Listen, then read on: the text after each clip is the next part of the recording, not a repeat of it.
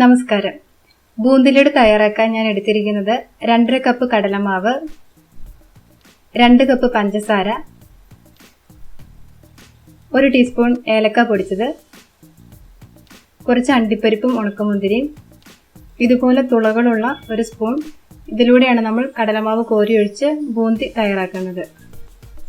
ആദ്യം തന്നെ കടലമാവിലേക്ക് ആവശ്യത്തിന് വെള്ളം ഒഴിച്ചു കൊടുത്ത് കട്ടയില്ലാതെ ഇളക്കി ബാറ്റർ തയ്യാറാക്കാം. വെള്ളം കൂടിപ്പോകാനും പാടില്ല, കുറഞ്ഞു പോകാനും പാടില്ല. വെള്ളം കൂടിപ്പോയാൽ ബൂന്തി പരന്നു പോകും, കട്ടി കൂടിപ്പോയാൽ ബൂന്തി നീളത്തിലുള്ളതായി പോകും. കറക്റ്റ് കൺസിസ്റ്റൻസി ആയിരിക്കണം. ഇതറിയാനായിട്ട് നന്നായി ചൂടായ എണ്ണയിലേക്ക് 1-2 തുള്ളി മാവ് ഇറ്റിച്ചു കൊടുത്ത് നോക്കാം. ഇപ്പോൾ ഇത് കറക്റ്റ് ഷേപ്പായിട്ടുണ്ട്. ഇതുപോലെ. ഇനി നമുക്ക് ബൂന്തി തയ്യാറാക്കാം. സ്പൂണിലേക്ക് കടലമാവ് ഒഴിച്ചു കൊടുക്കാം. വേറൊരു സ്പൂൺ കൊണ്ട് ഒന്ന് സ്പ്രെഡ് ചെയ്ത് കൊടുക്കാം. എണ്ണ നല്ല ചൂടായ എണ്ണയായിരിക്കണം. ഇതിലൊരു 10-15 സെക്കൻഡ് നേരം ഫ്രൈ ആയാൽ മതി, അല്ലെങ്കിൽ ഇത് കൂടുതൽ ക്രിസ്പി ആയി പോകും. ഇപ്പോൾ ഇത് റെഡി ആയിട്ടുണ്ട്. വേഗം തന്നെ കോരി മാറ്റാം. ഇത് കൂടുതൽ ക്രിസ്പി ആയി പോയാൽ നമ്മൾ പഞ്ചസാരപ്പാനിയിൽ ഇട്ട് വെക്കുമ്പോൾ ഇത് പഞ്ചസാരപ്പാനി വലിച്ചെടുക്കില്ല, നമ്മുടെ ലഡു സോഫ്റ്റ് ആയി കിട്ടില്ല. അടുത്ത ബൂന്തി തയ്യാറാക്കുന്നതിന് മുമ്പ് സ്പൂൺ ക്ലീൻ ചെയ്തിരിക്കണം, അല്ലെങ്കിൽ ബൂന്തി ഷേപ്പായി കിട്ടില്ല.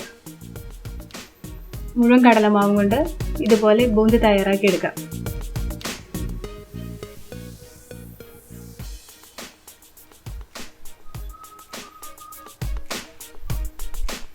അങ്ങനെ നമ്മുടെ ബൂന്തി റെഡിയായി കഴിഞ്ഞു.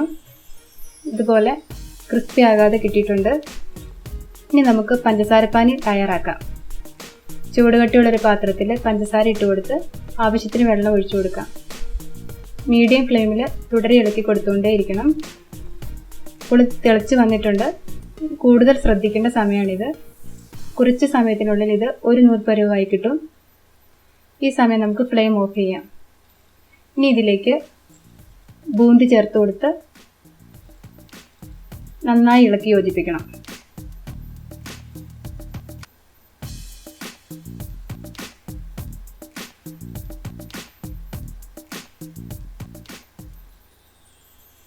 ഏലക്കാപ്പൊടി ചേർത്ത് കൊടുക്കാം. നന്നായി മിക്സ് ചെയ്യാം. 1 സ്പൂൺ നെയ്യ് ചേർത്ത് കൊടുക്കാം. നന്നായി മിക്സ് ചെയ്യാം. ഈ 10 മിനിറ്റിന് ശേഷം നമുക്കിത് ഷേപ്പാക്കി എടുക്കാം. നന്നായിട്ട് ടൈറ്റ് ചെയ്ത് വേണം ബോൾസ് ആക്കാൻ. ഇതിങ്ങനെ ഷേപ്പാക്കാൻ ബുദ്ധിമുട്ടുണ്ടെങ്കിൽ ഇതിൽ കുറച്ച് ഭാഗം എടുത്ത് മിക്സഡ് ജാറിലിട്ട് ഒന്ന് ക്രഷ് ചെയ്ത ശേഷം ബാക്കിയുള്ളതിൻ്റെ കൂടി മിക്സ് ചെയ്യുക. എന്നിട്ട് ഇത് ഷേപ്പാക്കി എടുക്കാം. നന്നായിട്ട് ടൈറ്റ് ചെയ്യണം. ഇതൊന്ന് ഇരുന്ന് കഴിയുമ്പോൾ കൂടുതൽ കട്ടിയായി കിട്ടും. ഇനി നമുക്ക് എല്ലാം തയ്യാറാക്കി എടുക്കാം.